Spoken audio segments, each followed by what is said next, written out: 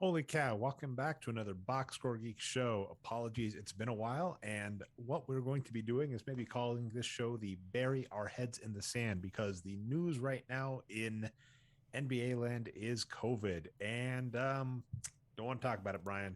We've talked so much about it. So we have a plethora of other topics. That's the great news. When the NBA is in full swing, when you haven't recorded in a few weeks, essentially what happens is if the Box Score Geeks hosts don't get a weekend, we don't have time to write posts, we don't have time to do podcasts. But the good news is that just gives us a ton of stuff to discuss, including the most pertinent topic, Brian, chess. But fans of the show know, and I always find a way to bring it back to sports or basketball. As a diss to chess, isn't it? What do you think, Brian? So I'll introduce us real quick and then ask you the controversial question. So I'm your host, Ray Alvarez, found most places as Nerd Numbers. With me, as always, is my producer, voice of God, man of many hats, Box Score Brian, aka Brian Foster. And then I was going to say, Brian, what's your opinion on chess as a sport? I'll just say this: like, I love all sports. I'm one of those guys who, when I was a kid in the '80s, I would watch The Wide World of Sports. I don't know if you remember that. It was on ABC or something, and they just showed all these crazy sports all over. And yeah, so when esports came around, and of course, chess is an ancient, game, right? It's been around forever and been competed on forever. But with, streaming coming around, it's had a renaissance, right? And so I kind of consider it part of esports in a way. It's the same advertising ecosystem. That's a nice out, calling it an e-sport. And even if people are saying it wasn't electronic, you're kind of like, that was the old school version, right? Like playing over a board, especially like go watch an old James Bond movie. And they used to do stuff like this, right? You'd play a game and there would be someone that would have like a felt kind of board that they could hang the pieces on so everybody could watch. So yeah, I'll give it to you. I like it. That was a very nice diplomatic. I realized, Brian, I didn't turn any of the lights on, so it looks like I have a shadow on my face. That's fine. I'm just going to be a villain in the darkness for this show. I'm not even going to bother turning on the lights, Brian, because we are all in darkness. All right. So topics, quick rundown before we get going. We're going to talk about Steph Curry being the all-time greatest at three-point shooting and why we don't think that will last. We're going to talk about the Rick Carlisle bomb. There was a very interesting ESPN article about why he was a bad coach and Luka Doncic didn't like him, even though he wasn't necessarily a bad coach to Luka Doncic. We are going to briefly mourn the Nuggets window closing. We're going to give Brian like 3,000 pats on the back about your Iguodala and the Golden State Warriors take, as well as make some funny side observations on that. And then we are going to talk chess. All right, so let's get going. Coolest news out there, right, is Steph Curry with almost 3,000 threes, just passed Ray Allen's record for all-time threes in the NBA. It's also an equally impressive part of that record, Brian, is he is third on the list of three-point attempts behind Ray Allen, James Harden, and then he's third. And, we were kind of noting the absurdity of like, well, could James Harden catch him? Which, by the way, caught me off guard. We were talking this. James Harden is younger than Steph Curry. And in my mind, at least with like the last two seasons, my thinking has been James Harden is older and more beat up than Steph Curry, which is a wild thought because, of course, Steph Curry's ankles are the reason. In terms of you're the real MVP, Steph Curry's ankles are probably more to thank for the Warriors title than many other things. Like, I give Steph Curry's ankles more credit than Klay Thompson, as mean as that sounds. Because for those that don't recall, Steph Curry early in his career was kind of injury prone. And so early on, he signed basically a long-term deal. I believe it was like 4 years, $10 million a season, which for a top 10 draft pick wasn't the going rate. Like a top 10 draft pick can essentially, if they are a marquee player, get a max contract. He signed below a max for security because he was afraid he was on the trading block. And this is something that we always bring up when Curry comes around, and I'm not going to stop, Brian, till the end of time. And I hope you're on my side here. I'm not giving light years credit. I'm not giving any like amazing thoughtfulness to the Warriors. Like Curry was on the trading block multiple times in his career. The most notorious is, Andrew Bogut, the Andrew Bogut trade, which was originally Monte Ellis, which ended up with Lacob getting booed at a big ceremony. Apparently, if I'm not misremembering things, Curry, they offered up both. They were like, "Do you want Curry or Monte Ellis?" And the Bucks, they know what they're doing. I don't remember if that's true. Man, that sucks, but doesn't surprise me. Okay, so real Well, time because here's fact the check. thing. We'll put a flyer out there Yeah, to the listeners. just for some context, that Bogut Monte Ellis trade happened in kind of a weird in between period when the team was getting sold to the Lakers, right? I thought he had ownership because if I recall, He that did, trade, but he wasn't fully in charge. Like Larry Riley and Don Nelson were kind of still around.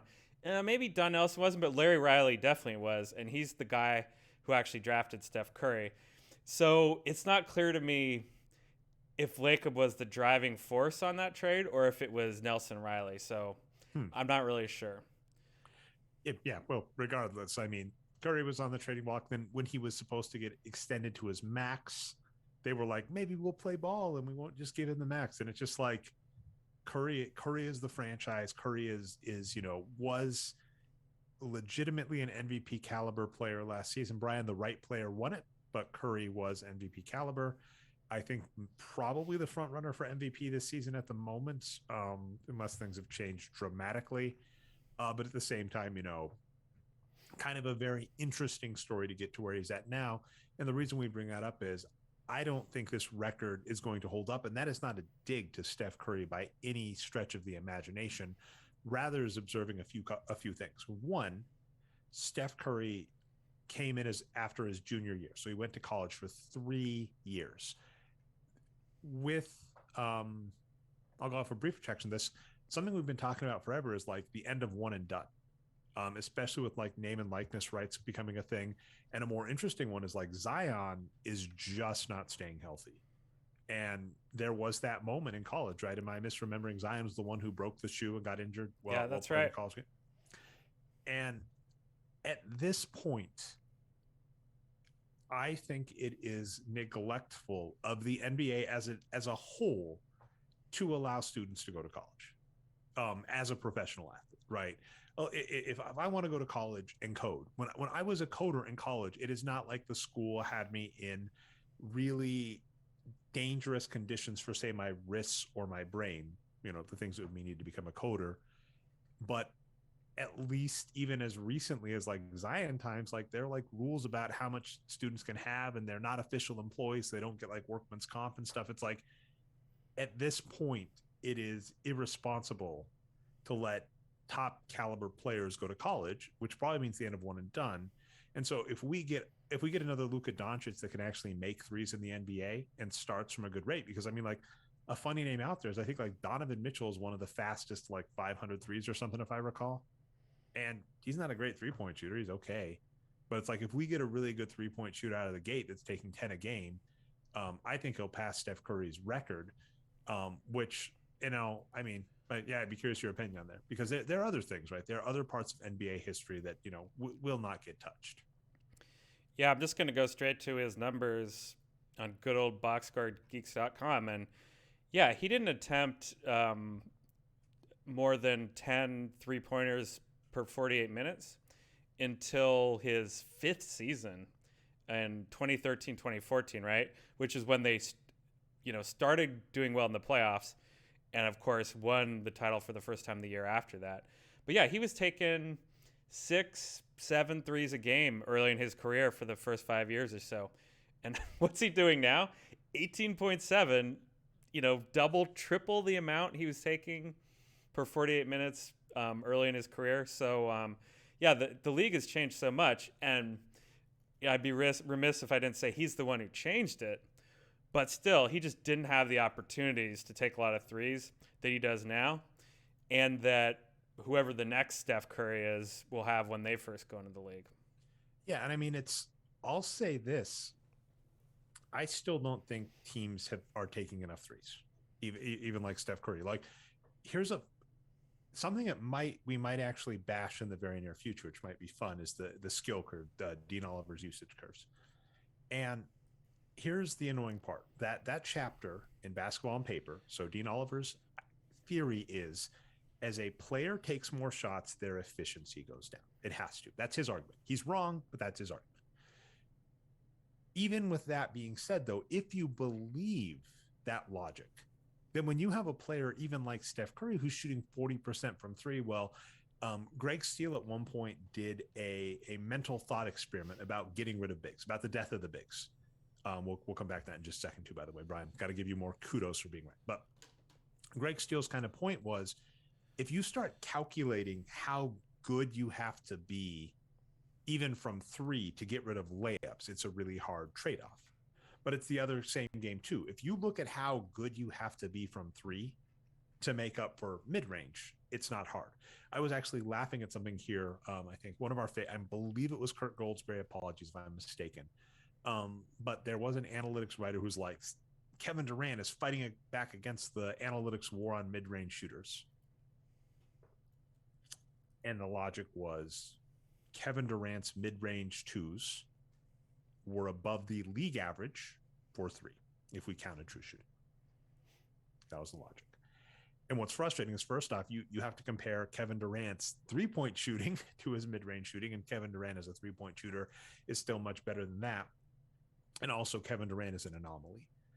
For most players, if you could replace their shot, not even by them, to someone else, right? You're allowed to pass in the NBA.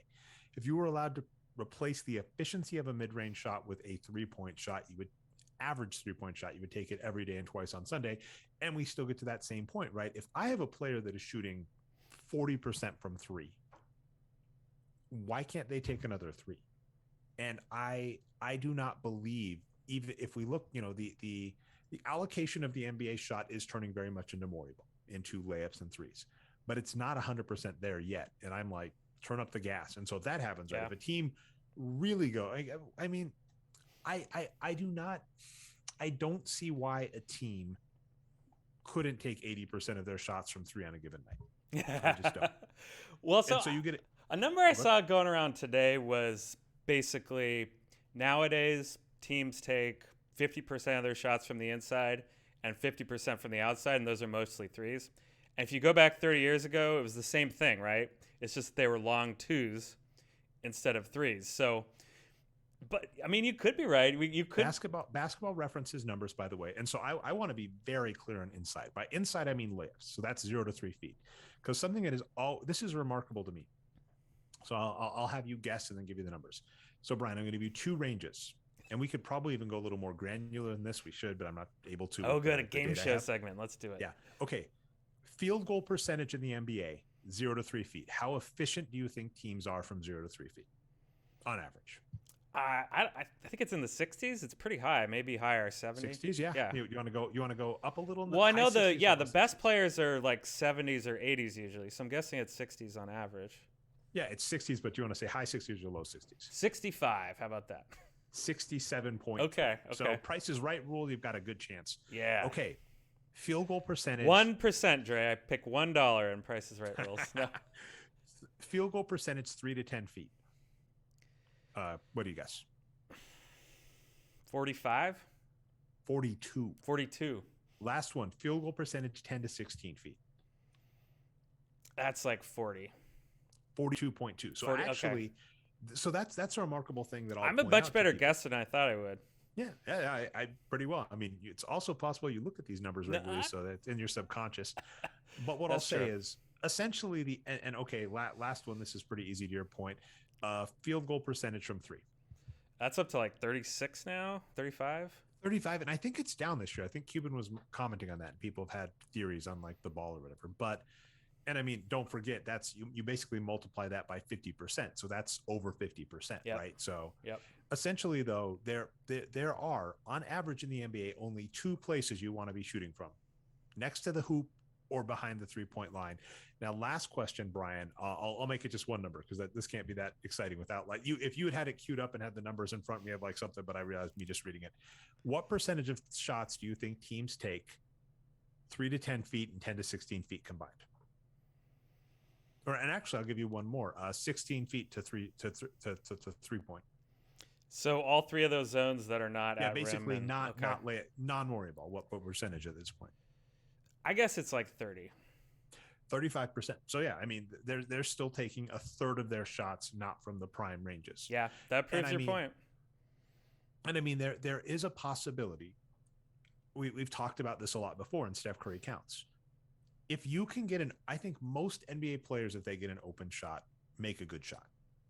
But it's hard to get an open shot. And I think that is we've looked at this before to come back to Steph Curry being so amazing. If you look at his shot release, one of the best data visualizations, I don't have it on hand. Apologies that I'm just doing all narrative today instead of giving you visuals, Brian, even though that's your shtick.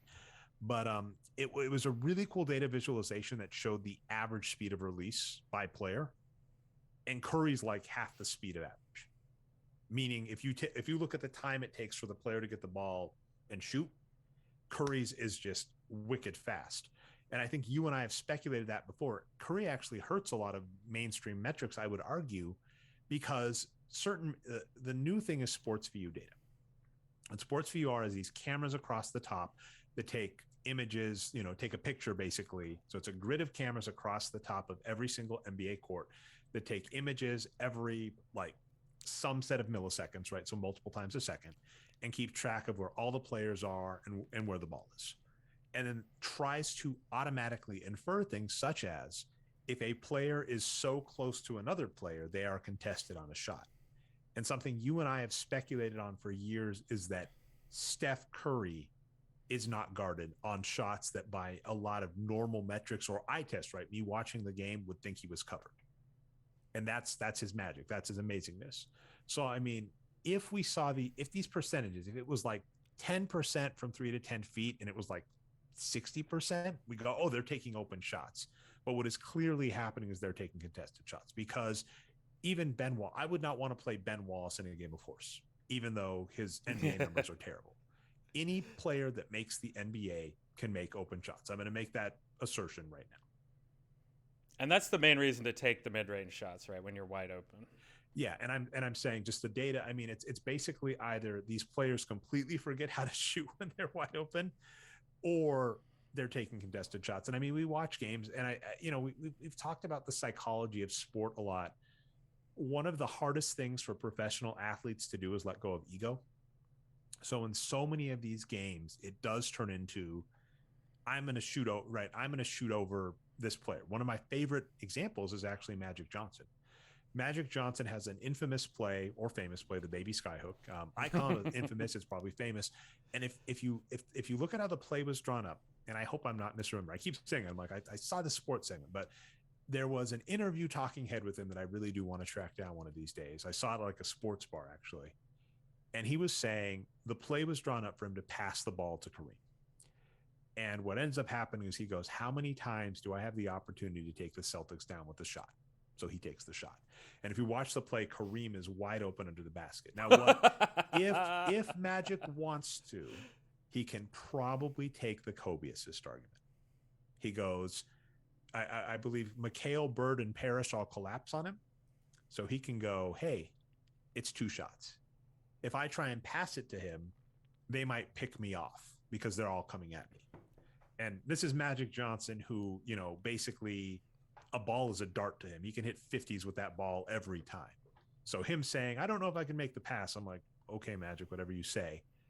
But the argument he might take is, okay, I'm going to make the shot. If I miss it, Kareem's right there. But the play was drawn up for Kareem to take a shot right by the hoop, but Magic took the shot. In this game, it is really, really hard for players to not want to shoot over each other, because it's a game of, we talk all about this. We might talk about this in the Rick Carlisle segment about dominance. So anyway, that long diatribe is basically saying, I don't think a team has hit the apex of 3-point shooting yet. And in fact, I just want to check this really quick. Yeah, the Jazz, God bless them, 49.1%. I think if you're below 50% from 3, you're not doing it right. That's my 2 cents. All right, I got 2 things on this. One on the Warriors and one in general. And Warriors are number 2, so it's not like the Warriors. Well, so that's actually another thing I want to say is the Warriors are taking a lot more threes. Like, their offense is a lot better. We talked about this before, so I won't get too into it, but that is changing a little bit for the Warriors. And what I mean by that is teams are guarding Steph deep for threes. They know he's going to take them, and they're even double teaming him deep. So the way the games are flowing are changing a little bit. There's a few kind of famous plays that are going on in the NBA right now, some of which the Warriors run. The dribble handoff, though, is getting a lot of hype, and that it's kind of a response to people. It's like football, basically, right? Yeah, it's a response to like two players coming and crashing and hedging out. And I'm not using the right coaching terms, but yeah, they're really trying to guard these threes where they're setting screens for him to take it. And so the dribble handoff beats that, right? You just or the fake dribble handoff is what I mean to say. Like Draymond's like, okay, Steph, I'm going to give you the ball here at the 3-point line. Both players go for Steph, and then Draymond just dribbles to the basket. It's wide open. That's like the most boring version of the pick and roll ever. It's like it's like the Tai Chi pick and roll, essentially, right? Is what you're saying. No, but what I'm saying is, to spoil the end of the show, there is a chess game to it to some extent, right? Teams are starting to guard him more out there. The Warriors are starting to respond, and there's back and forth. So it's really interesting. But the general point is, I'm going to subtweet, and that's what I do when I don't remember who wrote this article. No shade, I just forgot. But someone wrote an article looking at, Morey ball index, which is what percentage of your shots are the ones you're talking about at the basket or from three versus those other bad areas. How does that correlate to, points per possession, right? O rating.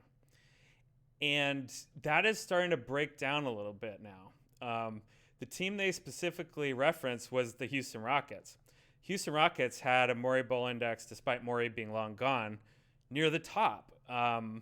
They take a lot of threes and a lot of shots at the basket, yet their offense is really bad. Now, of course, their players aren't great, and maybe they're taking contested shots. That's the one weakness of the article that I will subtweet. So, they didn't look at contested shots. The annoying reality, the second annoying reality of any study like this is, and it's really hard, is to control for player, because it's not enough to say, you're going, if an average team took these shots, here's what they'd look like. But if you don't have a team of average players, that gets even rougher. And I'm sure that's changed a little. The Rockets have been playing a lot better lately than when this article was put out. They went on like a 5-game win streak or something. But I think there's something to it. Not that teams shouldn't take more threes. I think they should. But there is more to offense than just chucking when you're contested. That's all. I give credit to you for this because we've talked about Moneyball in the book a lot and how people took the wrong lesson away from it. Actually, that's throw these out there, Brian. If you've been following the show, I have like 20 pieces on the back burner to write. I'll write them all one of these days. What was like lessons people didn't take from Moneyball. And you have brought up before that the real lesson from Moneyball was we are looking at the wrong analytics and how do we optimize winning, right? That's the real lesson. And so that if relief pitching is undervalued on the open market, purchase relief pitching. But then if suddenly the market corrects, you stop looking at relief pitching, you look elsewhere. That's the real lesson of Moneyball. But the lesson people took away from Moneyball was, the secret sauce was on base percentage. That's not the right lesson. The right lesson is people were not using on base percentage enough in their evaluation. And then as soon as teams started doing it, you have to go elsewhere. And so in the NBA, you're basically making the same point. The real metric to optimize is efficient shooting. Like you basically want to get, like, here's the rough reality. Let's just go with an effective field goal percentage. True shooting gets more confusing with fouls, and actually that gets even more confusing this season because at least for a brief period of time, the NBA shored up the foul rules.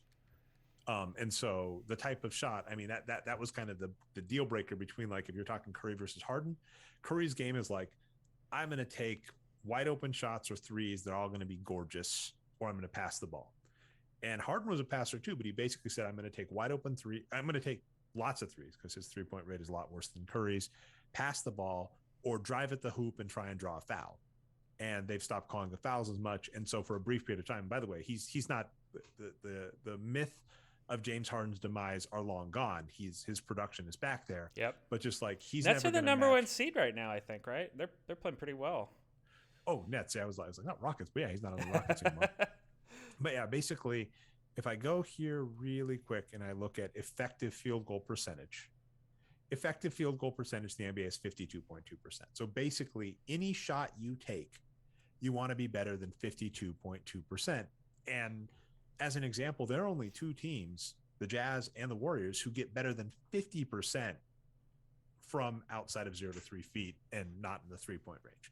So I think you're right, where if there is a chess game going on where you want to get the open shot, that goes for it. But I do think eventually, I think my other 2 cents is just, I don't think it is possible to shut down the three or shut down the basket, right? If you get a mismatch, you can go at the hoop, and the 3-point perimeter is just too big.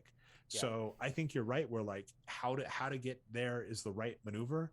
And I think what's interesting in the long-term effectiveness, the Rockets are a great example. It's going, this is not just strategy. You're going to need players that know how to take the right shot, because just shooting from three, especially when everybody starts shooting from three, is not enough. You're going to have to beat them again. It's an arms race, and that's what makes sports so rough. Yeah, and again, that's how the Warriors have improved so much on offense. Like, if they're looking for threes, they're trying to get Curry a three or Jordan Poole or whoever. You know, they got Otto Porter now and players like that. But if not, they're cutting to the basket. Like, they're setting cutters to the basket every time and looking for dunks. So, yeah, they're not looking for mid-range shots at all right now. Let me ask you one more question. I may beat you to it. So you mentioned one part of Draymond Green game that has turned around. I mean, I think the numbers basically seem to back up that he's getting open shots, because he is shooting 74% from 0 to 3 feet and taking 41% of his shots from there. He is shooting, like, again, against the Morey ball index, just 30.6% from 3 to 10 feet, but he is shooting 55.1% from that range. And Kevon Looney actually is very similar, 63.9% next to the hoop, 0 to 3 feet, 55% from 3 to 10 feet. And there are a couple of players like that: Draymond Green, Kevon Looney, Otto Porter, Andre Iguodala. So it's like, and actually Juan Toscano Anderson and Gary Payton II, who is currently per minute the best player in the NBA. I was chatting with Jeremy the other day, and we were looking at Gary Payton's shot chart. He'd taken one shot that wasn't a three or an at-rim shot when we looked at it. It was a, like, you know. And you want to know the fun thing? He made it. And he made it. Yeah.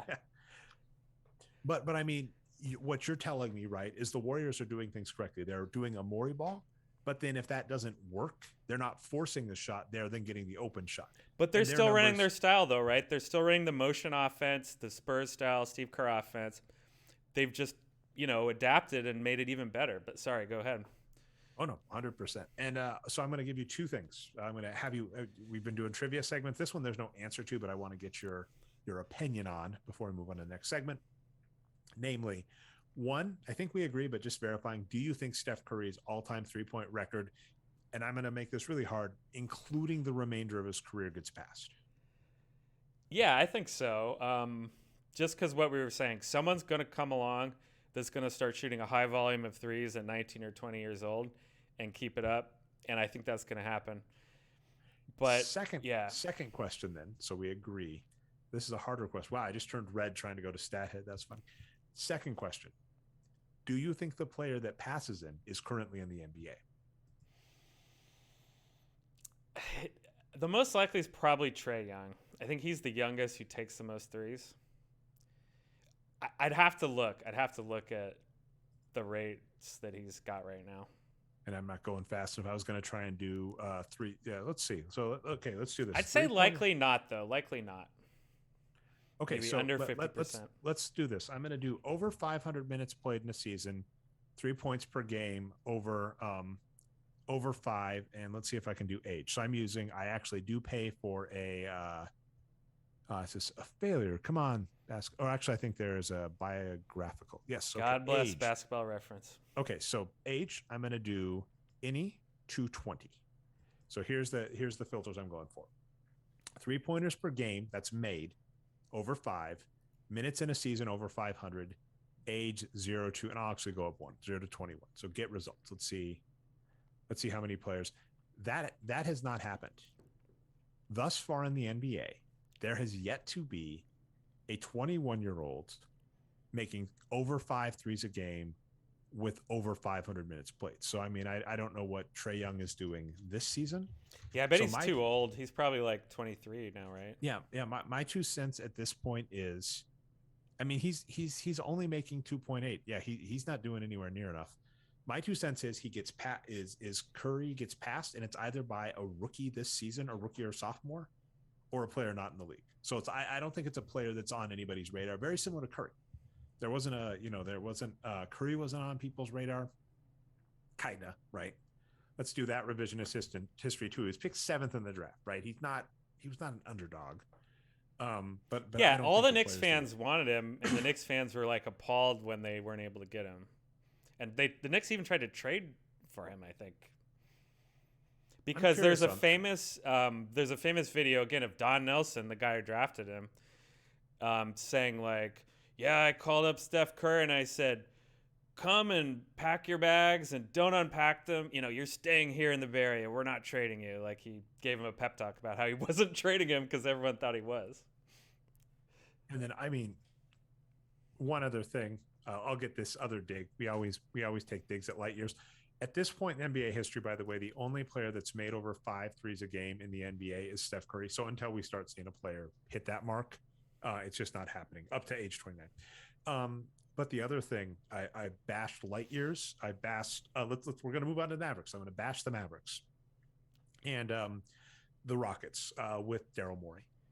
I am so sick of teams or owners or GMs that basically luck into a generational talent on their team, do crappy analytics. I said it. Luck into other players falling on their teams, and then are like, our crappy analytics were the secret sauce. And so the examples I'll give you 3, and then we're going to talk the Mavericks. So they're the last one. The Warriors, thanks to Don Nelson. Don Nelson is the person that wanted Curry, as you mentioned. Don Nelson, if I understand, correct me if I'm wrong, is the person who wanted Draymond Green.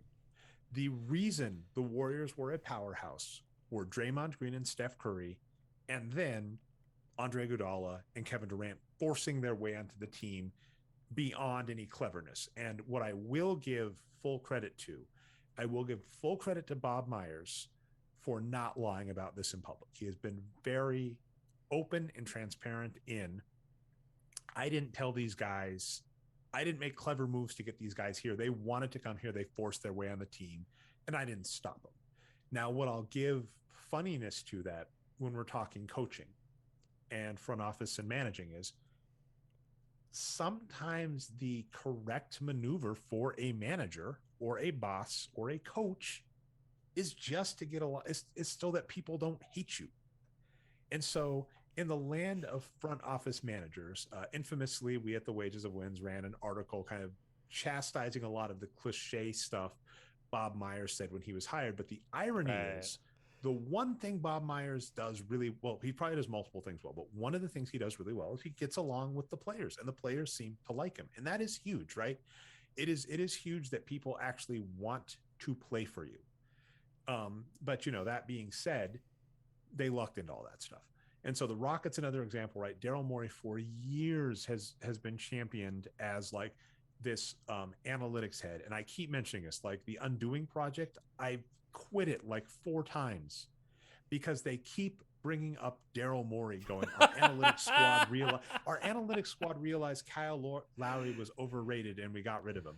And I'm watching this as like he's mucking up Ben Simmons and just This is Michael like, Lewis, is that right? This is Michael. And we've stressed The Blind Side is bogus too, by the way, but keep going. Well, the book is the movie's much more egregious than the book, and the books seem pretty good, but the one issue you have with a person like Michael Lewis is they basically are an access journalist. Yeah. And it is very, very hard for them to betray the access they give it. In fact, Ben Guest, who we'll talk a little bit in a bit, hopefully he'll be on the show in the near future. He was supposed to be on tonight. We went too late. Sorry, bedtime is just too late in the middle of the week for me. But he was talking to a journalist or to an author that helped co-write Scottie Pippen's autobiography. And what this person was noticing was like, when I'm co-writing with them, like I'm on their side, right? That makes it much easier. But that is the funny part is as an author, if you're a journalist and you're trying to uncover the facts, you're not here to make friends. Whereas if, you're like co-writing with them, you're telling their story. And so one of the issues with Michael Lewis is he gets access to these sports figures and he is telling their story. And it is going, if he gets access to Daryl Morey to tell him about analytics in basketball, he's not going to be like, Daryl Morey knows what the fuck he's talking about. One of my curse bombs for the show. But yeah. Daryl Morey, Daryl Morey inherited Tracy McGrady and Yao Ming. Horrible luck. James Harden apparently was related to Sam Hinkie. Sam Hinkie used getting James Harden as part of his sales pitch to get to the 76ers, for what it's worth. But James Harden, Dwight Howard, Clint Capella, Chris Paul all fell into his lap. And he's like, my brilliant analytics. It's like, no, you lucked into that. Let's get to the Mavericks. The Mavericks, right? Cuban buys the squad. They have Dirk Nowitzki and Steve Nash on the team. And he loses Steve Nash. And since we're going for the throat, there is no revisionist history that justifies that decision. One of the biggest reasons it's not justified either, and I'm going to try and do this quickly, is their essential logic was we can't afford to pay you, Steve Nash, around $10 million a season. By the way, these numbers get so freaking confusing to try and compare now. $10 million was a lot more back then. Yeah, $10 million is, well, that's also what's getting amusing is I'll watch people like bashing contracts in the NBA. Like, can you believe this team is playing this team $10 million? And you're like, that doesn't mean anything. Like $10 million is less than a mid-level exception. Yeah, exactly. So I want to say Jerry Stackhouse. So basically, he was there. Yep. Also, what happened was Dallas lets Steve Nash go and says, "You're too old and we can't afford you. You're too old and beat up. We can't afford you." Wow. For the amount, and for what it's worth, Cuban is actually, again, this is the funny bit of credit you're allowed to give. Cuban came forward and said, Steve Nash got an offer from the Suns, went back to the Mavericks and said, look, the Suns have offered me this. I'm going to give you the right, basically acted like a restricted free agent, said, I don't want to leave. I want to stay with Dirk and Steve Nash. I mean, that they could have beaten John Stockton and Malone if they stayed together. That's tragic. But he's like, I want to stick around. Can you match? And like Cuban was like, no. And so Steve Nash leaves. I believe he was making like $8 or $9 million a season, maybe 10. He's 30 and beat up, and they signed Jerry Stackhouse, who was 30, to an $8 million a year contract. So that's the other part of this history is going, if they let Steve Nash walk, you're too old and beat up, and sign someone else. But they signed Jerry Stackhouse, which is just egregious. So let's throw that out there. But essentially, Cuban lucks into Nowitzki and Nash, loses Nash, somehow lucks into Jason Kidd falls onto his squad. Tyson Chandler falls through. Tyson Chandler was supposed to be on the Thunder and then fell through. So it's like Sean Marion should have been on the Suns, falls to Miami, leaves Miami, shows up. So it's like the Mavericks lucked in, started with a good squad, lucked into a good squad. Their analytics, I'm sorry, are questionable at best, and we've had multiple arguments with them. And now what gets really fascinating is this article about Rick Carlisle came out where it looks like he wasn't a good coach. And here was what was really fascinating. I don't know if you had a chance to read it, so I'll review some of it. No. But ostensibly, what's fascinating is Rick Carlisle and Doncic feuded. And from everybody inside, they're saying Doncic didn't demand a trade of Carlisle. But basically, the way Carlisle was treating other players, not Doncic, was bugging Doncic. And that's fascinating to me. And as I mentioned, I'll keep throwing this out. It's one of my shout outs, so it's early. Ben Guest is doing a 4-part miniseries on mindful coaching. I should get the names up in front of me. I'll try and do that in just a second if I don't before the end of the show, Brian. It'll be in the show notes. But he's interviewed 2 great people back to back. I think one is like Greg. I want to get the names. I don't want to muck them up. But one of them teaches at Mizzou. And teaches mindful coaching. So it's interesting stuff. And this new age, I'll put that in quotes, stuff about treating players with respect and giving them autonomy. And you don't need to be an asshole to players and force compliance. And so Rick Carlisle seems like one of these, but then he ends up in that funny range of he does that to the role players. He treats the stars, quote unquote, right. But even there, Doncic is like, I don't like this and I don't trust you. So exactly. Well, yeah, I mean, good. I mean, that's what I said. I have absolutely adored Ben Guest, his book Zen and the Art of Coaching Basketball, which talks about his journey to this and him talking to lots of people. And I saw a great quote from someone today that was basically like, why are we still hiring coaches that don't get along with players? And this was my great metaphor to tie it back to Steph Curry. I was like, if you don't recall, you might actually, I don't want to insult you, Brian, but you might actually remember like these as news stories. You can insult me anytime, Dre.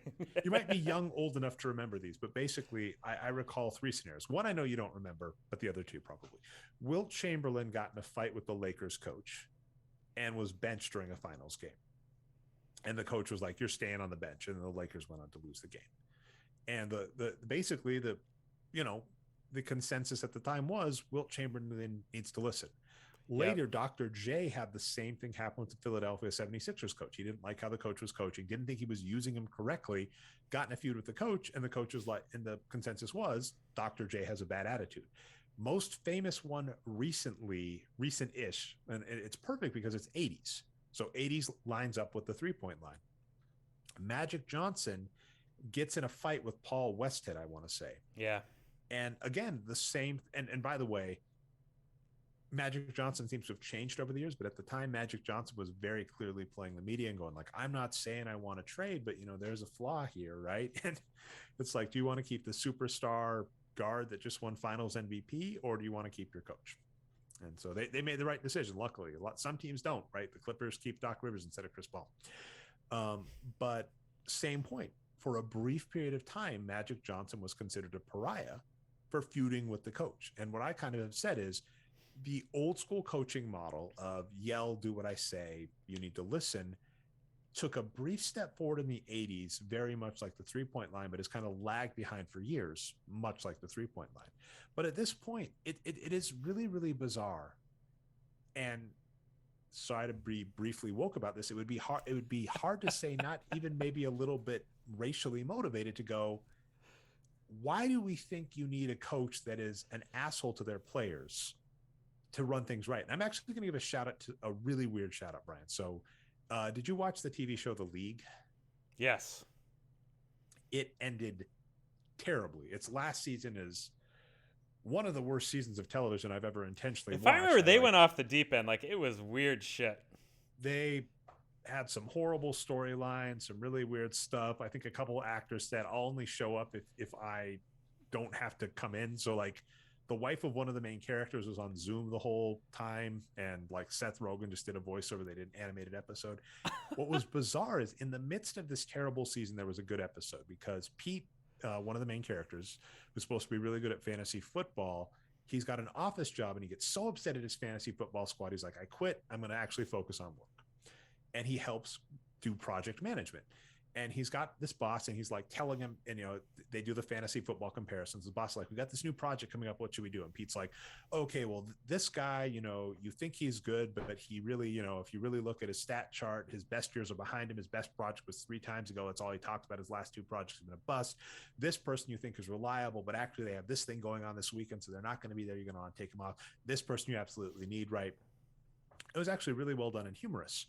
But the funny flip side of that is, then they go to the next project, and like Pete is like smack talking the opposing boss and like saying, oh, I traded this guy away. He's useless. We got a better deal. And he's like, that guy's got a family here. What do you mean you traded him away? And he's like, fires one guy. He's like, why would you fire this guy? We don't need to do that. And it's going, if you look at the real world, how you treat people, you would be expected to treat people in a professional setting versus sports. It is vastly, vastly different. And it is remarkable that it has taken so much time, and we're still not there yet, right? Every time there's a story about a coach acting horribly, the worst are in college, right? College, there's no defense, because in professional leagues, you at least go, these guys are all paid, they know what they were getting into, the coach knows what they're getting into, et cetera. Like college, there's no real excuse, especially since with no transfer rules, right? Like you have to ask to transfer. So in college, if you commit to a school and the coach tells you, you're going to be the starter, you're going to be my guy, and then you join the team and you're on the bench and you fight with the coach and the coach treats you like crap and you go, I want to leave this school, the school has to grant you permission, which is ridiculous. It's completely unacceptable in college. But every time one of these stories comes out and people go, this is not how you treat people, there is still a large group of people that says they need to, shut up and deal, shut up and play. The coach is in charge. And so this like Rick Carlisle piece was fascinating. And I did like that takeaway. It's like, if you're an NBA coach, this is almost like an analytics thing. If you're an NBA team, sorry, hiring a coach that gets in fights with the players is just wrong. Like, don't do it. Like, it's just a stupid decision. And you and I think back and forth have argued lots of times that it doesn't seem to work, right? Like, it would Yeah. be one thing if these fights would result in winning games. And even then, we're like, does that really matter? Well, an NBA does, right? It's for money. But it doesn't even seem to do that. Like, it's not like the Mavericks are doing amazing. Yeah. No, that's right. I mean, this is, well, so again, coming from my perspective, right? Political science, I'm thinking about these big worldwide questions right now. This is the age-old question in political philosophy, right? Is it Thomas Hobbes? Is the world a hierarchy and it's zero sum, and the way you get ahead is by pushing the people below you down and kissing ass to the people above you? Or, is the world a should be a fair and equal place, right? Where it's not zero sum, where everyone working together is better than trying to beat everyone, right? And I mean, you can tell by the way I'm framing it, what I what I believe, and historically that's true as well, right? There's a great young historian I like. He's Dutch, Rutger Bregman, and he just wrote a book about hunter-gatherer tribes, that it wasn't, the alpha male or whoever, the biggest and strongest that survived and procreated the most. It was the friendliest, people who got along with everyone and pushed things along. And humans have kind of always been like that, in my opinion. And can we throw this out on the show here? This is something very much like the Light Years Warriors. Same vein, Brian, arguably, right? They've been around as long. The alpha male, alpha wolf, and Light Years Warriors, two equally bad ideas that have been around in the zeitgeist forever that we should bash. The alpha male, alpha wolf idea is basically a myth. It came about from observing wolves in captivity. So in the wild, there is not an alpha wolf. There is not this lone one. And exactly what you're saying, it doesn't really even make sense. If you've got basically a pack of wild dogs that are trying to optimize survival, all of them listening to one doesn't make a lot of sense, especially since they're all like I think superhuman, there are right? some Like, groups of apes that have alpha males, but the point is humans are not, they are apes, but they're not like they're humans, right? It's totally different. but it's so there's two things, is right. Like, the original idea came about from observing animals in captivity. Then the second thing How you're it got bringing into up is like, popular culture, yes, you're right. You're absolutely right. second thing you're bringing up is like, even if you bring up that scenario, even if you find a scenario where it does exist, you're like, okay, so that one's a myth. But it does happen here. You're like, okay, in what why would I use that as an example? Like some monkeys fling poop at each other. It's like, you don't teach that as a lesson. So it is a very, I want to both strike it down as a myth, and second, at least how it got into pop culture. You phrased that right. And second, go, why does that even matter? Right? Just because I observed an animal acting this way doesn't mean it seems to behave this way. And I want to get back to exactly what you're saying. You're bringing up different philosophies of things. And if we look at like real world studies, so by the way, let me throw these out here. So the two people that Greg has had so far on the show, it's a 4-part miniseries, but Greg Sullivan and Greg Graber. So he loves Greg's. But Greg Sullivan is a director of positive coaching at University of Missouri. And what he was actually bringing up is, if you look at an average practice, there is this micromanaging coach ideal, right? Like this idea that the coach controls everything. And an example I brought up is, there are a number of decisions in a given practice. For instance, what music are we listening to in the background, right? Maybe what type of drill, we're going to do these drills to warm up. Doesn't matter, right? We've got this set of 10 drills we do, and we're going to do 3 of them. Doesn't matter, right? And he was saying, if you want to kind of improve how people like coaching, and this is actually really, really important for professional sports and collegiate sports, because in those you do have a weird hierarchy. In college, like, the biggest one is just age, right? In college, the older kids tend to be, and I do call them kids because they're still freaking young. The older kids tend to be, have more seniority because they're bigger, they've grown more, they've been there longer. And so you're going to have people that aren't playing. And so making the people that aren't going to play as much still feel valued or useful is important. And one of the ways, in this most recent episode with Greg Sullivan on Ben Guest's show, he was talking about, like, an easy way you can make practice better is giving some autonomy away. Now, it doesn't mean you give away everything, right? You may still be the coach and you're still in charge, but it's like the number of things that don't matter if you make the decision. It doesn't matter what music we listen to. So if I give that decision to someone else, it makes them feel valued and makes the team feel more cohesive. That kind of stuff can work. And so that's what's funny. What exactly what you're saying, like this hierarchy, this alpha male, and I'm going to say male because it does tend to be focused. It's one of these annoying, pervasive, toxic masculinity traits that just sticks around. But it's just like you don't need someone who makes all the decisions when most of the decisions are trivial and don't Yeah, that's right. matter. And I think a lot of it has to do with, well, we talked about this on the last show, right? Just sports as an industry and how sports, especially like football, are sort of, almost emulate warfare, right? It's like there's this battle between the two teams on the gridiron, and that's why we need to have these super tough guys. And but it's so interesting to me again because this is what we do, right? We contrast sports with our own experience in the real world, and for me, it's working in the business world, and and also to contrast it again with our current politics in America, where we have what you're talking about, right? Super like military cosplay politicians that are just going totally ham on this crazy whatever masculinity, right? But my experience in the business world is more like that Rutger Bregman book I was talking about. Everyone is so friendly in the business world. Now they will put a knife in your back sometimes and betray you, like that definitely happens.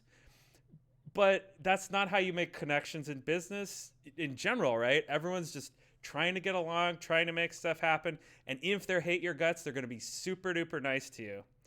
And for some reason in pro sports, it's not that way. We have to keep this facade of conflict and, whatever old school traditions. And I mean, that's like I said, just it does amuse me.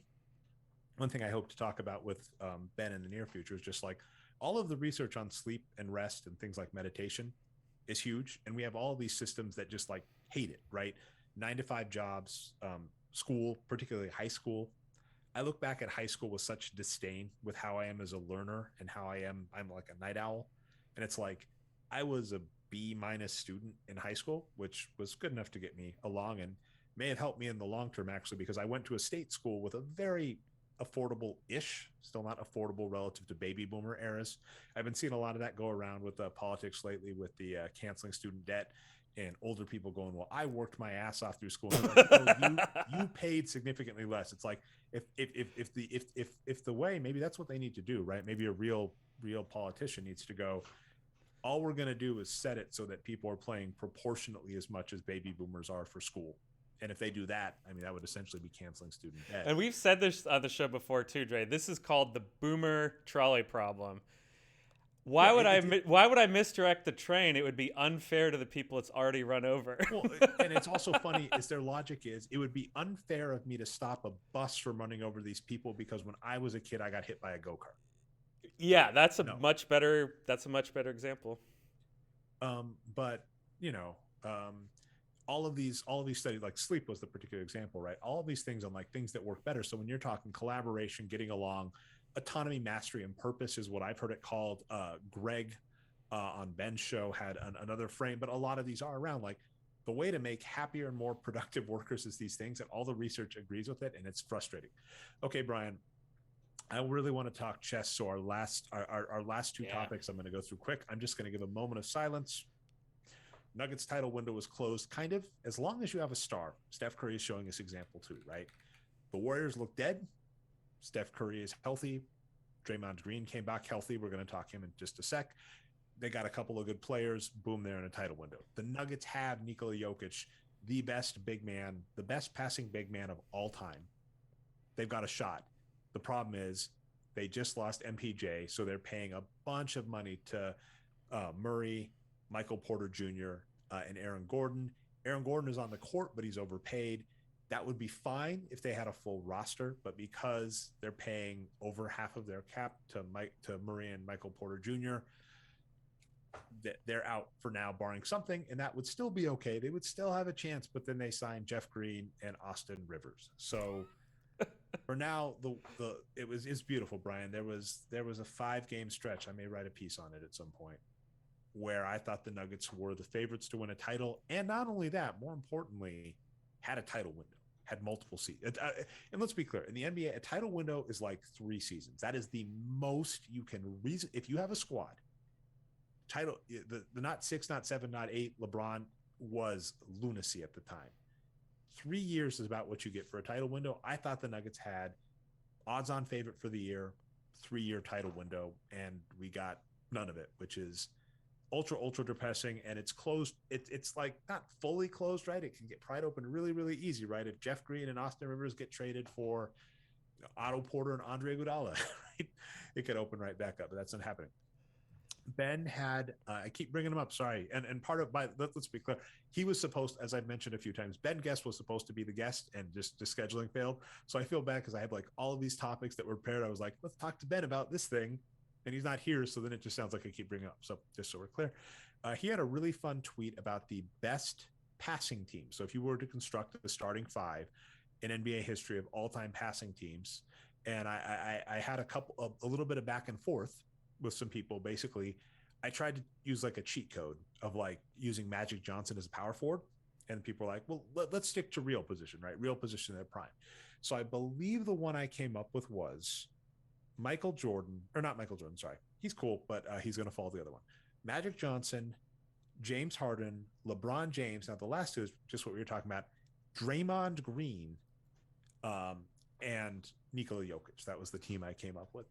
And so I wanted to give you some credit about the Warriors being right. And, all I was going to say is the main pat on the back I wanted to give you was you said Andre Iguodala was going to be better than D'Angelo Russell. You were right. Not only that, had the Warriors just kept Andre Iguodala for the last 2 seasons, it would have been much better for them. He's part of the secret sauce.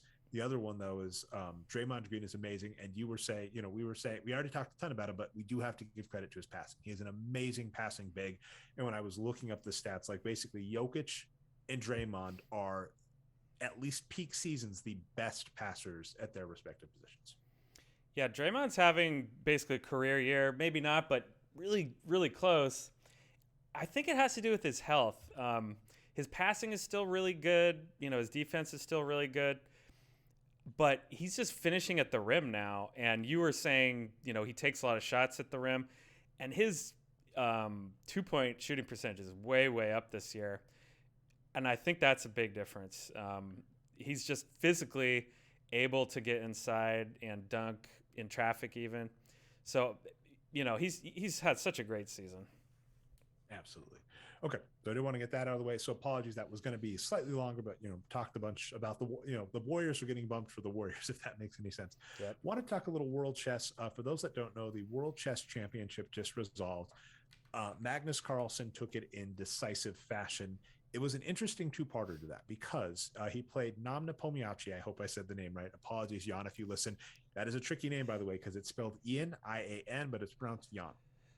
Anyway, Jan Nepomiacci, and I think you might like him because I think he's a Fortnite player, if I recall, or Hearthstone, one of the 2. I've never played Fortnite, but good stuff. Or I think he's Hearthstone. I think he's a Hearthstone People just player. call him Napo, is that right? Nepo, yeah. Yeah, okay. And I mean, that's the classic trick. But the numbers basically said his odds were worse than the Warriors Cavs lopsided season. And it gets even worse because it was a best of 14. So that's one of the tricks, right? If you want to make a lopsided contest have more upset chances, you reduce the number of games. That's why in the NFL, you can have the undefeated Patriots fall to the, I want to say the Giants. The Giants. Yep. Sorry. Jets, not the David Jets. Tyree caught a football on the top of his helmet, and it was like a 60-yard bomb. Crazy play. I did get the city right, so apologies for that. And by the way, I confused the Chargers with the Rams this week talking to Dave Barry because I was trying to taunt him saying the Chargers had this really great, or I said like the Chargers have this really great quarterback Stafford. The Detroit Lions might want to look at him, and his response was it's the Rams. So there you go. Justin Herbert's looking okay too, though, for the Chargers. All right, not bad. But anyway, basically longer series are worse, and Magnus Carlsen is one of the greatest ever. Here's where it gets funny. I'll give this kind of a lot of stuff to try and slide in, but basically Magnus Carlsen by peak And the chess rating system is really interesting for those that don't know. We've brought it up on the show a lot. It's called the Elo System. And the basic logic of how it works is you kind of give a person a rating, and it's a zero-sum game as soon as someone's established with other players. So if I'm rated 100 and you're rated 100, when we play each other, if I win, I can come out rated 108 and you come out rated 92. And that basically, if you have a large enough population that does this a bunch, and there are mathematical formulas for how this is calculated per game, eventually you get an estimate of how good everybody is. And then you can basically look at the difference in rating between people to estimate how much someone should win. So Magnus Carlsen has the all-time peak at like 2880, somewhere in the, I'm missing like a significant digit, right? It's like 2886 or something, but the all-time highest record. And like the second highest all-time is 2840. And for perspective, like 50 rating points in chess is like a 70% to win, 15% to lose, 15% to draw in like a big match. And that can happen. In chess, the expected outcome between two great players is a draw. So 70, 15, 15 is a huge disparity. And so Magnus Carlsen's peak versus the second peak is that huge. And so that's an easy method to say he's the greatest all time. The follow-up you can give is the Elo system makes it hard to go up if you don't have competition to play.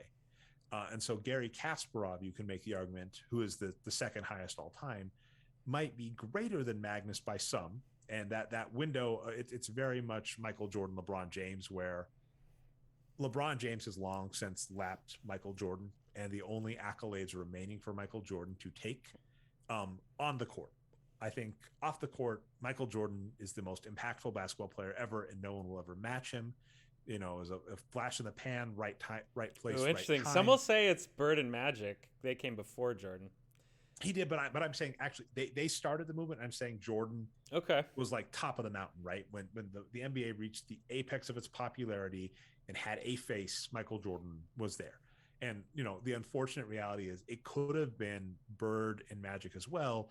Bird got a back injury and retired early, and Magic retired early with HIV complications. So, you know, it is kind of sad that that's the case. I would agree with you, though. So, like, those two made the 80s. Michael Jordan and, like, Hakeem Olajuwon made the 90s, and Michael Jordan was considered the guy. But on-court production, LeBron James has lapped Michael Jordan.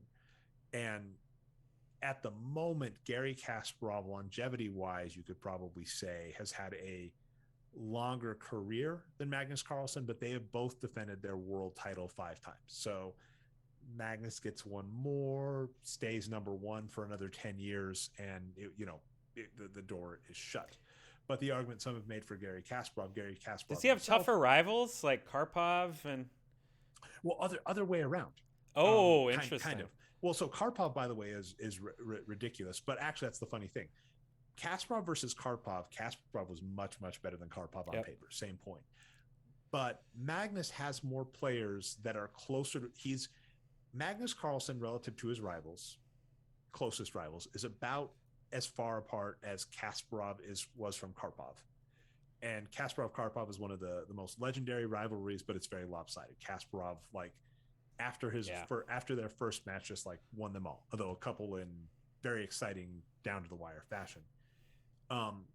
But Kasparov didn't have the same level of competition as Magnus. So it's a really weird way of phrasing that, where I'm saying they were both at the top by about the same margin, but Kasparov basically had Karpov. That was it at that level, relative level to him. Whereas Magnus Carlsen has had Fabiano Caruana and Hikaru Nakamura and Dig Loren and Levan Aronian and Jan Nepomiacci, right? So it's like, it was harder for Gary Kasparov to boost his rating that high because it's kind of like you're an RPG fan or various games. Like, if you have to farm really weak creatures, you have to do it a lot more than if you have stronger creatures to farm. So basically that would be... That's the best part of the South Park World of Warcraft episode, by the way, is when they decide we have to farm boars for 3 weeks straight or whatever. That's the only way. That's Gary Kasparov. Gary Kasparov is Cartman farming boars forever, and Magnus Carlsen has like a hack or something. But anyway, interesting. It would be hard to say he's not the number one. But what gets fascinating and I did want to bring up, and we've talked this before, is the World Chess Championship is stupid. For those that don't know, the way it's decided is rough. It is held every 2 to 3 years. In prior time, it used to be 3 years, which is just right out. Luckily, they've dropped it to 2. That's still too long in between defenses. The other major problem with it is not a contest between the top 2 players. In fact, Right. Magnus Carlsen and last time, so not this recent year, but the time before, Fabiano Caruana was like the first time in over a decade where the world number 2 fought for the world championship, or not necessarily the world number 2, the best available player. So Magnus Carlsen, when he competed for the world chess championship, was the number 1 rated player in the world, but he just wasn't champion yet. Fabio Caruana, when he fought for the world chess championship, he was rated number 2 in the world, and had he won, he would have actually been rated number 1. So that's actually what we wanted to see. The number 1 and the number 2 play each other for dominance. This last one, Jan Nepomiacci, I think is rated 5 to 7, somewhere in there, which it's funny, right? Because it's hard we're all sports fans, right? We're thinking number 1, playoffs, number 1 seed versus the number 7 seed. That's not so bad. But in the chess realm, that is massive. Jan was a massive underdog. And one of the things I laughed about in chess was very much what we see in basketball or other sports, is the amount of narratives people tried to sell where the real story is like, nah, this is lopsided. So that occurred, and best of 14 made it really hard. The one cool thing, I think I told you this at the time and you were like, you didn't know anything about, but it did have a nice record-setting game. It had the longest game in World Chess Championship. Oh yeah, I watched it. Cool. Oh dear, did you watch it live or did you watch the recap? I did. No, because here's the thing. It's it was in Dubai, I think, right? Is where they held it. So that's the middle of the night for me. But I woke up in the morning, it was still going. So I'm like, I'm gonna watch this. Yeah, and it was it was a remarkable game. And actually, former world chess champion Vishy Anand kind of said that game, funny, I was just bashing Narrative Street, but he used Narrative Street, and I kind of agree, kind of broke Jan, because Jan wasn't as good as Magnus and basically put up a good fight. They had 5 It could have draws physically broke him just playing for that long, even. Yeah, I mean, I think it was the combination of the two. Basically, it was an 8-hour game, which is ridiculous, right? Yep. The funniest comment I heard, I forget the guy's name, but I'll try and remember. Maybe not. But he said that game was longer than the entire Queen's Gambit miniseries. Oh, that's funny. And how many games of chess did they play in Queen's Gambit? Probably dozens and dozens of games. Yeah, I mean, actually, that's another funny part. That'll get me to my second point in a second, about like relevance of chess and if it wants to go forward. But so, Magnus isn't playing the best player. That it was an interesting series where there was at least one really memorable game. The funny part is, though, after he lost the game, same exact rating scale says he dropped from like 15% chance to win to like 5% chance to win. And I think that was the 3 combos. Basically, he was physically exhausted. He was kind of, mentally on tilt. He actually made some really simple errors later. And then I think also kind of, you're going forward on 4th down in the 4th, from, let's say, 10 yards, because going forward on 4th, you're supposed to do. But if it's like the 4th quarter, you can't give up the ball, right? So it was like that, those 3 things. So like, he was going for wins because he had to, but within the game, it was too risky. Is that it, basically? Yeah. Basically, I would say more accurately, he was playing recklessly when he really couldn't afford to. Strategically, but in his mind, reckless. he might have said, I can't get a draw this game. So yeah, it would be a drawn position. And he, early on in the match, Jan was kind of saying, I'm going to be patient and see if Magnus makes a mistake.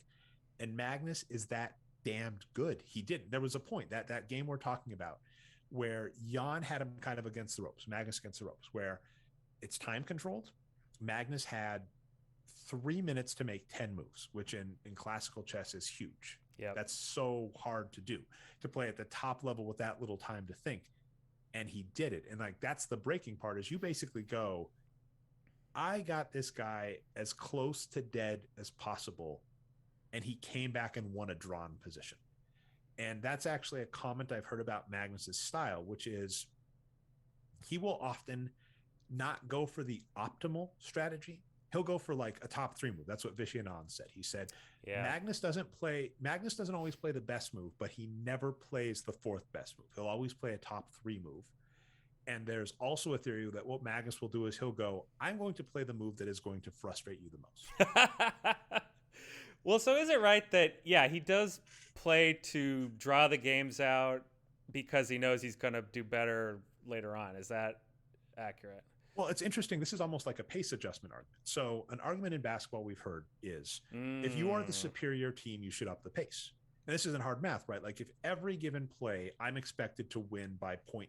So or possession. So if what I'm saying is if I go up the ball and shoot and you go ball, if I go up the court and shoot and you go up the court and shoot, and the math says I'm supposed to win by plus 0.2, the ideal strategy is I want to 7 seconds or less it, right? The run and gun suns it, because that gives me the most number of possessions, the highest chance to just rack up a score against you.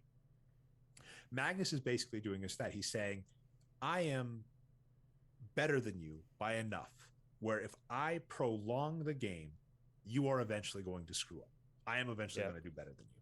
So even if Magnus says we're equally skilled going in here, the longer the game goes on, the bigger the chances I get the edge. And that is the style he plays. And it's mentally exhausting. And it basically, Jan is an amazing player and it wore him out. But what I'll give him is, for Jan to get there, the way the World Chess Championship works is there's what's known as the Candidates Tournament, which has 8 of the top players in the world, not the top 8, but 8 of the top decided by various tournaments they win. Those 8 players play a double round robin against each other. That's a very grueling affair. And the best player then gets to play the World Chess Championship. To get into the candidates, you basically have to win a variety of other really, really hard tournaments against really hard players. Maybe my opinion is showing through in that basically the problem with that is the competitor has to play this really, really hard playoff and the champion gets a bye to the last round. And more frustratingly, the best player is not getting through. And some of that is these players spend months preparing for these. And someone like this actually happened to the candidates. Fabiano Caruana did months of research, actually, thanks to the COVID shutdown. So he knew the next opponent he had. So he had months to prepare. And he prepared this amazing opening to get a win. And it's like that basically tanked his opponent's chances of going on. So your competitors are like studying really, really hard to beat each other. And you could be the number 2 player in the world and just lose just because your opponent prepared for you. Whereas the champion did no prep, and we don't even get the match we want. So in terms of the World Chess Championship not making any sense, I agree. And the funny part is, at the end of this, Magnus Carlsen did a very pro wrestling move. He came out and said, if Ali Reza Firouzja, if he doesn't win the candidates, I'm probably not playing the next World Chess Championship. Those that don't know, he's the number 2 player. Ali Reza Firouzja is currently rated number 2 in the world, and he is the youngest 1800 of all time. So essentially, but I mean, to Magnus's point, I actually agree where it's going. If you're going to have this stupid match every 2 years and make it so many hoops and so many games to watch that the casual fans aren't going to give a damn, and then the end result is we don't even get the matches we want. Like there was a point where Magnus Carlsen and Hikaru Nakamura were major rivals in Classical. Now I'll get back to the second, and they never got to face each other.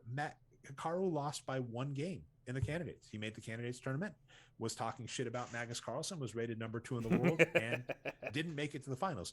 The pandemic had a lot of online streaming games, and Hikaru and Magnus basically made online e-chess a thing because they were facing each other in every single tournament. It was amazing. And so I think Magnus actually has a point where he's going, this tournament is stupid. It's a lot of work for all the grandmasters to get there. It's a lot of work for me because it's a 14 round event, and I'm not even playing the best player. So why would I do that? And I actually give that a lot of agreement. Yeah. So again, comparing chessboard to esports, a lot of players, right, that are top players in their game are streamers, right? Just like Hikaru is. And yet but they're also competitive players, right? And in non-COVID times will fly out to the tournaments. But they don't always do it, right? They do an EV calculation. They're like, I'm going to spend 3 or 4 days to fly out to something, lose all this streaming time. You know, it's bad for my business as a streamer.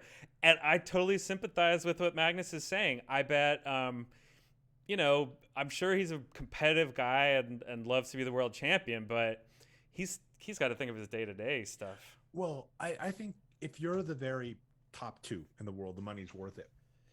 But it isn't improving. And here's the last funny point. I may split this show into two, Brian, depending on how long we're going, because I know we've hit an hour and a half easy. There was a famous streamer, Alexandra Botez. She is infamous for what is known as the Botez Gambit. So she is a streamer. She's about a master level. So that's far below like what Magnus is at, but still very good. And the Botez Gambit is when she hangs her queen. And she calls it the Botez Gambit because she's like, I meant to do that. It's very funny. At the World Chess Championship, she was in the crowd and she got to ask a question to Magnus, and she asked him, how does the knight move? And that's a very silly question, but there are three important parts about that. One, it's an inside joke because Magnus Carlsen once was on her stream and he was making a joke to her where she's like, give me some tips. And he's like, okay, well, let's start simple. Here's how the knight moves. And, that's a real joke because, you could consider a master chess player maybe like a top high school recruit in basketball parlance. So still very, very good. And Magnus was making a joke. So she wanted to ask it back. She asked him ahead of time if it was okay if he asked that question. So it's not as if she caught him off guard and he answered it fine and that was fine. But a lot of people got upset. They're like, oh my goodness, harump. She is denigrating the seriousness of this major event. And it reminds me so much of other sports where something we've said a lot is where sports kind of turn into entertainment in a good way is when they kind of steal WWE tactics, professional wrestling tactics. And we notice that now, right? In the NBA, right? This is stupid, but like the Morris brothers and the Jokic brothers feud over that fight, everybody can pretend to be upset about that, but ESPN's running that. LeVar and LaMelo Ball's dad, or LeVar Ball, people can pretend that they didn't like him, but they kept giving him airtime. Like, he had such a banger lately. Let me try to bring it up. But I was going to say, and I'll keep talking until you get that. Yep. But it's just like these when a sport transcends it is when it actually becomes like you're invested in the day to day, you're invested in the side things, and chess trying to keep this like. That's what's funny, right? Is they're trying to keep, we're a pure meritocracy, only the best play the best, meritocracy at all levels are stupid. And then they don't even have a system that creates that, right? I mean, the world, here's another funny example of that exact thing we're talking about. Hikaru Nakamura has been not playing in live tournaments because he makes more money streaming. And in fact, here's what's really stupid. I was doing some calculation on it. Chess.com has something called Title Tuesday. So every Tuesday they have an event. Now it's kind of silly. The winner makes $750. Doesn't seem like a lot, but that's, if you're the top player in the world for one day of work, if you manage to win that a third of the time, right, you're making 15 grand a year for, 15 grand a year for a day of, for a couple hours of work once a week. And if I just dropped EV earlier, but I mean, probably everyone knows, but that's expected value, right? It's a very common poker term where basically what you're doing is you're saying, if I'm going to spend, you're using it in more logical way because like the poker way is like, if I'm going to bet $50 and I expect to win 20% of the time and the pot is $200, then is it worth it? And you're saying it in the sense of, if I'm going to spend 5 days doing something, and this gets really tough, if I'm going to spend 5 days of my time and airfare and lodging, and that might be covered if I'm a good enough player, but if I'm not, then I have to also do calculation. Here are my chances of making the top 3. So I have to make at least top 3 to make money on this trip. What are my odds of that calculation? This actually showed up in the Queen's Gambit, where like her mom's like, why aren't you taking a break and relaxing? She's like, if I don't finish top 2 in this tournament, we lost money coming out here. Yeah. And so, like Hikaru Nakamura's options are, okay, if I sit in front of my computer, TSM is going to pay me money. I'm going to have sponsors. I might actually make money in online tournaments versus if I travel out to this big event, it costs a lot of time, effort, etc. And if I finish 4th, which happens all the damn time, I might lose money on this event. So 100% agree. The way for chess to grow, unfortunately, is to start investing in the stories. And what's frustrating is the pandemic actually showed that. As I mentioned, Hikaru and Magnus had a feud during the pandemic. Not like even a bad one. They just kept running into each other in these online tournaments that were taking the place of in-person tournaments. And it was a big story and a lot of fun. And I kind of mentioned, in the midst of this World Chess Championship, I was more excited. Fabiano Caruana, who is a great classical chess player, but a mediocre blitz player, did a major upset on MVL. And see, now it sounds wrestling, right? I'm giving him nicknames and this and this. for chess to make the next level, that kind of has to happen. I think that can happen in esports. What is funny is like Magnus and like Hikaru both agree. We're like, Magnus is like, classic, the future of this sport is not classical chess, which is the World Chess Championship. We got to make shorter controls and more entertaining games, and streaming is caught on. So it is kind of just, I'll wrap all that together. Well, it's worth pointing out those two are like specialists in blitz, aren't they? Like they're two of the best versus other players. Is that true or no?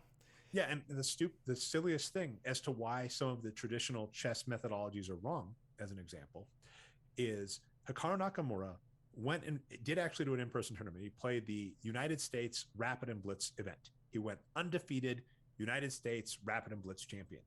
He fell to number 2 in the world because he got a draw. So behind Magnus Carlsen. So the existing system incentivizes top players not to play in events where they may lose rating points, which happens if they draw against other good players. It does, it's a lot of time and commitment, and it doesn't pay that well. And there need to be fixes to it. And like, I just happen to agree that like the world, like if we don't end up with Magnus Carlsen versus Ali Reza Firouzja, this is one place where we may actually give credit to like the bowl system in college. It's like, we don't necessarily want the number 1, number 2 in this metric system. We might just like, this is the match we want to see. And world chess at the classical level isn't currently doing that. And that's a problem. Yeah, I guess it speaks to Magnus's power in a way too, right? Like he's got to be by far the most powerful person in chess, and could try to topple FIDE if he wanted to. I mean, didn't Kasparov break away from FIDE at some point? So like basically, the number 1 player can do that. That's happened 2 times. Basically, Bobby Fischer and Garry Kasparov both made lots. And FIDE is the main organization for chess, right? Yeah, the Federal International des Chats, I think is how, something like that. And that is the main governing body. And like lots of international governing bodies, has lots of problems and issues. And yada, yada, you yada. Don't say. And there you go. And it's if you're a chess fan like myself, you want things to improve. So there's that.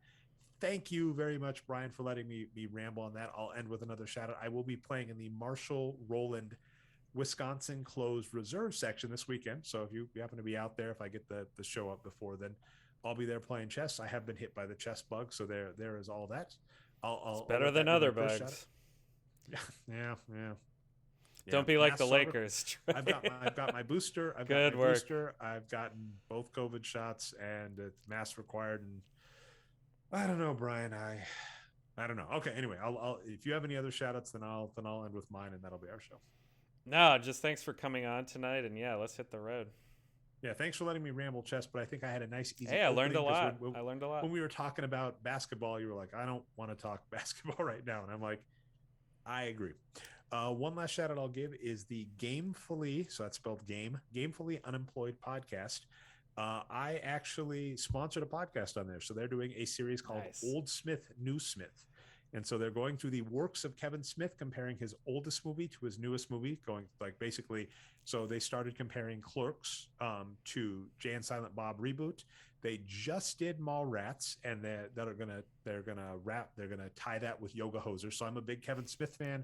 I'm a big Gamefully Unemployed fan. So if you have not been following that podcast, they are amazing. Gamefully Unemployed. And then of course I'm definitely biased because like I said, I asked them to make a podcast, and they're making it. It's coming out slowly, but like this is where I'll give it, like they make like 4 professionally produced podcasts a week, Brian. Oof. The people that have the time and effort to put into podcasts, I have so much respect to you, like, for producing. It's like, a really good podcast that are really well done. I give a lot of credence to. So they're one of the best. Mallrats I like a lot. I think that's one of my more favorite of his movies. I think it's underrated. It's interesting that they say it's dated, but they still like a lot of it. So it's just got good slapstick, right? I like that. It's funny because that's what, they actually agree with you. They basically say the slapstick is really dated, but that's funny. Degree, they kind of enjoy it. So yeah. All right. Well, that has been our show. If you find us not through the website, you can find us at boxscoregeeks.com. We go sometimes, whatever. It's going to take a lot of changes in the world, Brian, before we're regular again. And I'm not just speaking podcasts. So appreciate you being on before the holidays. This will probably be our last show before the holiday season. So happy holidays. Nerd Numbers, Boxscore Brian. And you can find us as the Boxscore Geek Show on all, the main podcast aggregators. See you next time.